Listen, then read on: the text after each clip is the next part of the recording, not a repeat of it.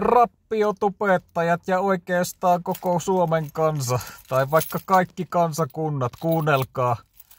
Tärkein uutinen, joka on hyvä uutinen ja ilosanoma. Jeesus on tullut ja aikanaan tänne maan pinnalle ja sovittanut kaikkien teidän synnit. Vienyt ne ristille ja myöskin ne kaikki sairaudet. Jeesus pelastaa, Jeesus parantaa ja Jeesus vapauttaa.